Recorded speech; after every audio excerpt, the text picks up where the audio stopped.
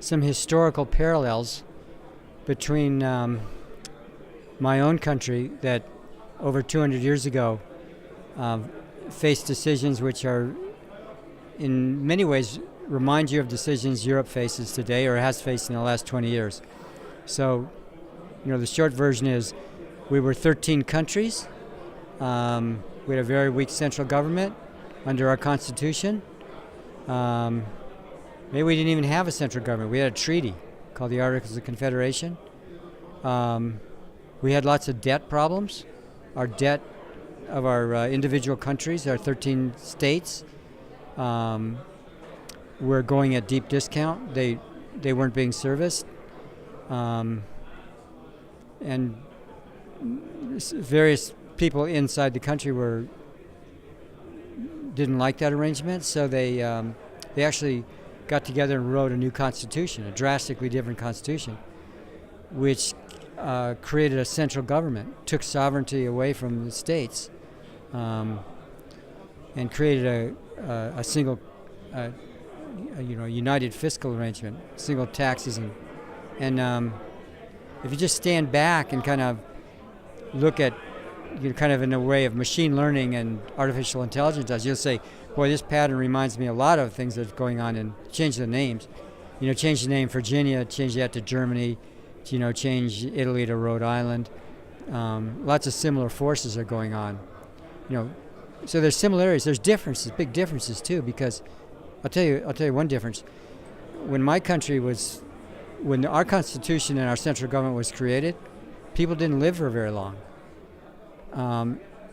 We didn't have big retirement systems. Why? Because people didn't retire. They didn't live beyond 45.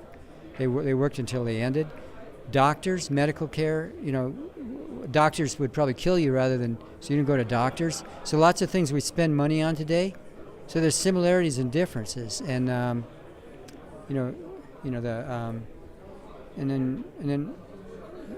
So what my talk was about was spotting the similarities and differences, and it wasn't about giving recommendations, because the people in Europe, this is a thing Americans decided for themselves.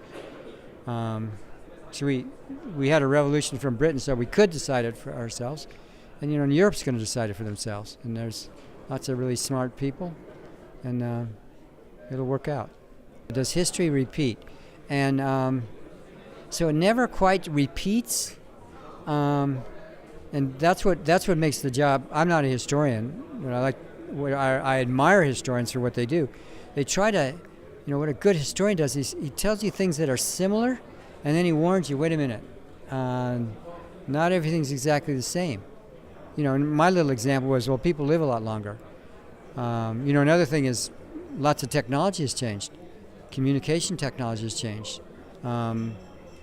Lots of military technology has changed. There's some dangers that those Americans faced 200 years ago when they set up the country that don't exist now. Some really bad things that don't exist now, like slavery. It's a big problem at the beginning of my country. You have to remember, 20% of the citizens, they're not citizens. People who live in my country are slaves. They don't have control of their own lives. And, but there's other bad things here, like now global warming, nuclear weapons, nuclear proliferation. So every time has its own challenges, and that means that lessons from history have to be. And there's kind of warnings from history, like one warning is it's really good to be proud of your nationality, but it's also good to be tolerant and respectful of others. So striking the balance of that, history's in all parts of the world has shown us really bad lessons about losing that balance. Okay, so I'll tell you the classic answer about that, which is a good answer, but it's not an answer everybody buys. So the answer is, number one, running your own currency gives you some opportunities to do some good things and some opportunities to do some bad things.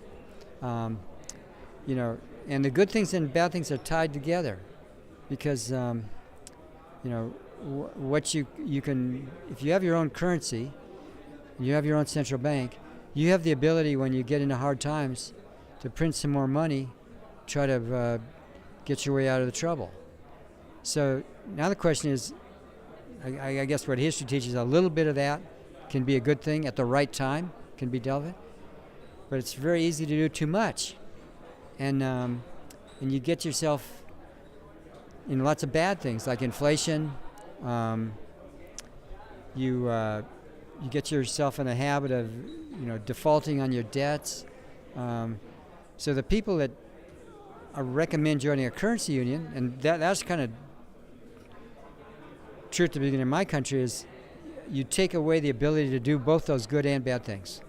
And your logic has to be the bad things are overwhelm the good things. So for an example, Argentina today would have been much better off in the last 25 years if it had kind of stuck on its 1990 plans to have a currency union. Venezuela would be much better off, and so on. So it's a matter of balancing the. So the people in Italy that joined the currency union, they thought hard about this, and they kind of looked at the record of Italian running its own monetary system, and they said, we can do better if we kind of, couldn't say privatize it. You're going to farm it out to a European institution, and in some ways they have done better. Got much better inflation, but there's a cost for it because you can't redistribute through inflation the way you could before. So it's kind of this debate's never going to be decided once and for all. People are going to balance the costs and the benefits of. That's why it's fun for an outsider, both to respect and to watch. Is it a foolish thing to suggest? No. I mean, it's on people's minds, and when you say because of Italy, Italy's a big country, and it's got people with different interests and different ideas. So there's people in Italy that would